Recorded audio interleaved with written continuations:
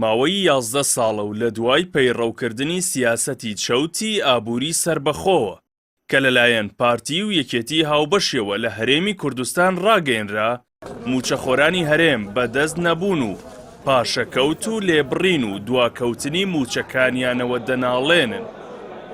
ئەمەش کاریگەری ڕاستەوخۆی لەسەر دۆخی ژیان و باری ئابووری تەواوی هاوڵاتیان بەجێهێشتووە. لە بەرانبەردا هەنگاوەکانی ئەم دوایەی دادگا و حکوومەتی فیدراڵی ئاهێکی بەبەر خەڵک و بازاڕدا هێناوەتەوە و لە ئەگەری ملدانی دەسەڵاتدارانی هەرێم بۆ بڕیارەکانی دادگای فیدراڵی لە بەرژەوەندی هاوڵاتیان ژیان بەرەو ئاسایی بوونەوە دەڕوات. خانشینانی هەرێمی کوردستان زیاتر لە موچەخۆران تووشی شەپۆلی چەوسانەوە بوون لەلایەن دەسەڵاتدارانەوە و هەمیشە لە لیستی موچەدا ناویان لە کۆتاییەوەدا دەهات. بەڵام بڕیاری هاوتاکردنی موچەکانیان لەگەڵ هاوشێوەکانیان لە ناوەڕاست و باشووری عێراقیش ئاسۆی دەواازەی ڕزگاربوونی لە دەست دەسەڵاتدارانی خۆماڵی بۆ کردوونەتەوە.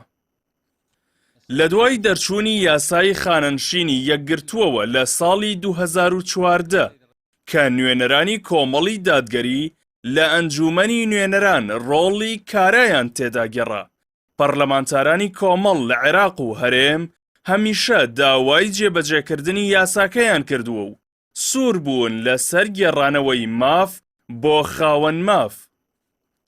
لە مانگی دەی ساڵی 2022ش پێشنیازی خستنەکار و جێبەجێکردنی یاسای خاننشینی یەکگرتوو لەلایەن فراکسیۆنی کۆمەڵەوە واژۆی 20 پەرلەمانتاری بۆ کۆکرایەوە، بەڵام حکوومەتەکەی پارتی و یەکێتی و گۆڕان ئامادەی جێبەجێکردنی نەبوو. ئێمە بە واژۆی 20 ئەندام پەرلەمان پێشنیازە یاسایەکمان پێشکەش کردوون بۆ بەرکارکردنی یاسای ژمارە 9 ساڵی 2014 خانشینی یەکگرتووی عێراق.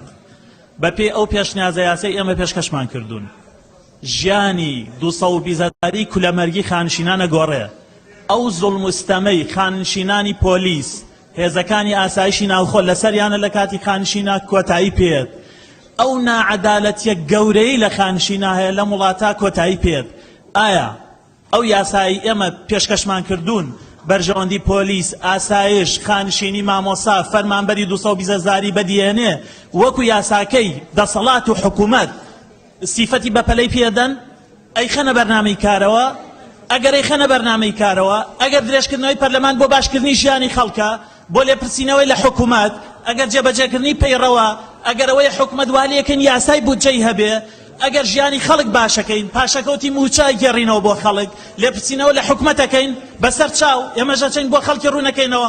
خەڵکی کوردستان لە پێناوی تۆیە، ئێمە تەمەنی پەرلەمان درێژەکەینەوە. بەس ئەگەر هەر ئەو یاسایانەیە هەر بە پێی مادەی 78 و تەنها بڕگەی یەکەم و ئەو یاسایانەی حکوومەت و دەسەڵاتیان نێرێ، پەرلەمان بۆ تەمەنی درێژکەینەوە لە پێناوی چییە؟ وەستانەوەی نوێنەرانی کۆمەڵی دادگەری لە بەرەو سەنگەری فەرمانبەر و خانەنشیناندا وەک ڕێژەی نەگۆڕ و بەبێ هیچ بەرژەوەندیەکی مادی و سیاسی بەڵگەی خۆماڵیبوونی کۆمەڵ و خەمخۆری بەردەوامیەتی بۆ دۆسیەی موچەی فەرمانبەر و موچەخۆران. بە هەڵدانەوەی لاپەڕەی ساڵانی ڕابردووی هەرکام لە ئەنجومەنی نوێنەرانی عێراق و پەرلەمانی کوردستانیش دەردەکەوێت نوێنەرانی کۆمەڵ هەمیشە و بێ چاوتروکان لە ریزی پێشەوەی داکۆکیکردن بوون لە خەڵک و لەو پێناوەشدا باجی قورسیان داوە.